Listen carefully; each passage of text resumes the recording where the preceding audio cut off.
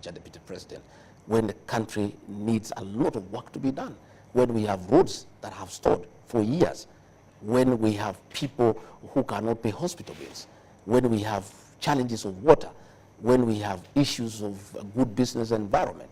How insensitive can we be to the Kenyan public that we can sit to discuss on how to dispose of a deputy president who is in office when there are very many issues of very great concern to the people of Kenya? I would rather, if it were possible, all of us to agree to go back to factory settings and be very fair to the people of Kenya. We were just elected 2 years ago. We have not delivered on the promises that we give the people of Kenya. Yet we are back there now saying so-and-so is bad, talking about 2027. Even some people had started talking about 2032. People are looking for running mates. People are saying Gachagua will not be this, so-and-so will be this, so-and-so can join with the so-and-so. I mean, it's very unfair to the people of Kenya. It's extremely insensitive. And I would rather, if it is possible, our boss, President William Ruto, to call his house to order. Okay. Because if he called his house to order very decisively, this house will get into order and people can go back to work and everybody can do his work. Everybody has our work is well spread out. The president has his job to do. I have a job to assist him to deliver on the mandate. Members of parliament have work to do in terms of legislation and oversight. Governors have work to do in terms of running the counties. Everybody has work to do. Okay. We have just come from an election. Right. Kenyans are very irritated by what is going on. It's really not fair to the people of Kenya. And Deputy President, you're saying you'd rather if it were possible. For how long have you been trying to speak to the president to put the house in order? I don't want to go into the issue of discussing my boss, the president, but I have told you I've raised the matter with him. I would rather we leave it there. I believe in the fullness of time, he'll appraise himself on the situation that is in the country. But you also expressed doubt when you say you'd rather if it were possible. I have asked him to put his house in order. So I believe he'll put his house in order because what is going on is not sustainable. It is not right. It is very insulting to the people of Kenya, really, to get the country into the kind of toxic politics that is going on, the kind of insults on the altar that are going on, the kind of disrespect to the deputy president who is elected by the people of Kenya, in front of the president, in front of the churchgoers. What is going on is very, very unhealthy. It is not right, and it should come to an end. Okay. And as you say that, so how is your relationship with the president? My relationship with the president is okay. We have got a good working relationship. What does that mean? We work well.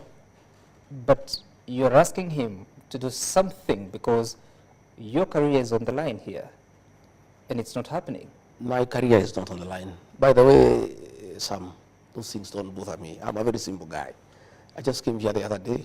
For 57 years, I was there doing well. If today members of parliament and senate decided that I go home, my home is a few meters from here. My clothes here will not even fit in a pickup. I just take and leave. It's not that. It's about the people of Kenya. It's not about impeaching Rigathi Gachagua. If your relationship, it's what it will do to the country in terms of political stability.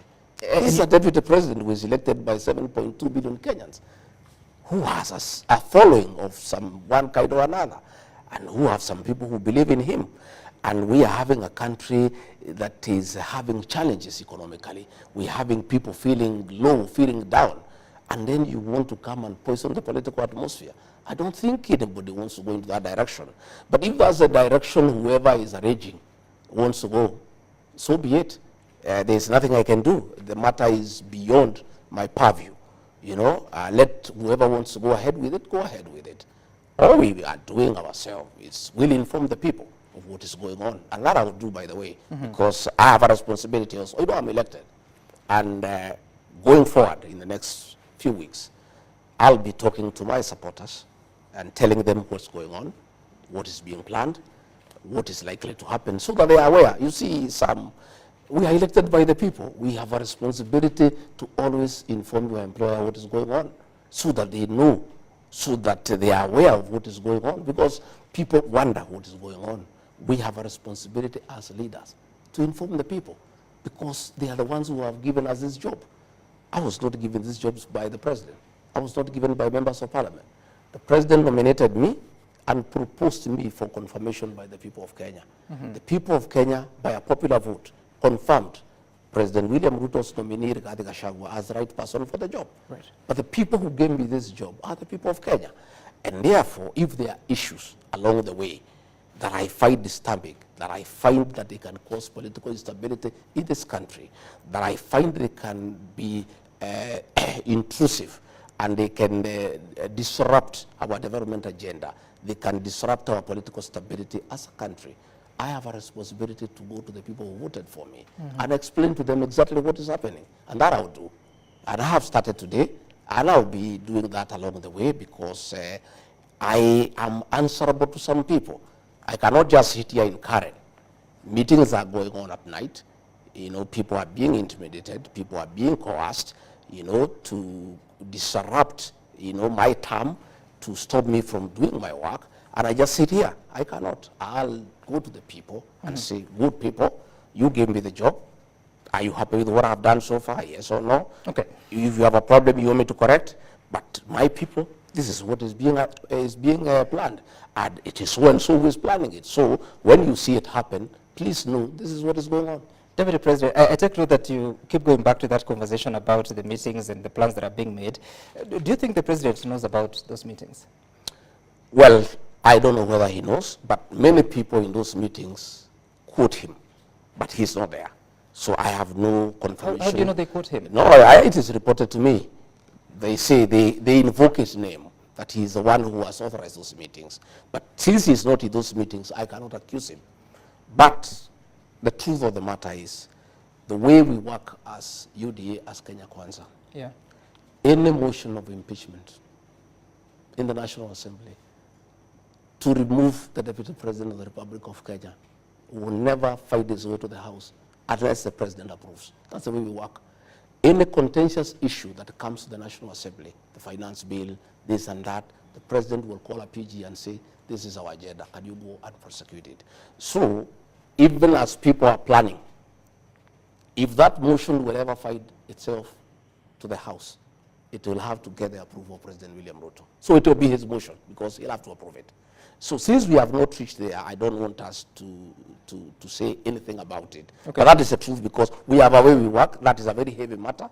It is not a matter that can be taken to the floor of the House unless the President has given a nod. And on that specific matter of alleged impeachment, have you spoken to the President about it? I spoke to him once, and he said he has not heard about it, and he doesn't know about it, and according to him, he said it's foolish, and nobody can try something like that because it can destabilize the country. That's what he told me in his own words. And thereafter, there was a meeting. He called members of parliament, and the matter stepped down. The matter has come up again. I have not asked him again. When I get an opportunity, when he comes back, I'll raise the matter again with him. I'll say, Mr. President, a meeting was held here, this was said. A meeting was held here, this was said. What do you have to say about it? Mr. President, do you want us to destabilize this country? Are you part of it? What they are saying, the President will pronounce himself on the matter. But I want to say that there is no motion of impeachment against the Deputy President of the Republic of Kenya that can find itself on the floor of the House unless the President of the Republic of Kenya gives a nod. Okay. And again, even if it was to go there, nobody else has the capacity to push it through. It's only the President himself. There is nobody else who can. Getting 233 members of parliament, it's only him who can push it through. But that's another discussion for another day. Don't you think that's a problem? Because the Constitution of Kenya has separation of powers between the executive, the judiciary, and the legislature. Are you admitting that parliament is controlled by the President? What I'm saying in Matter Kenya Kwanza, UDA, serious contentious decisions are agreed in a PG convened by the President. You saw the finance bill, he's the one who was driving it. So that tells you the way our PG works. Anything contentious, anything with serious national implications will have to get the nod of the President. And I understand the political party democracy, but are you comfortable that a House business must get a nod from the President, including a clause on oversighting the Deputy President, in this case, invoking Article 150 Well, of the that is the Constitution. reality of our Kenyan politics.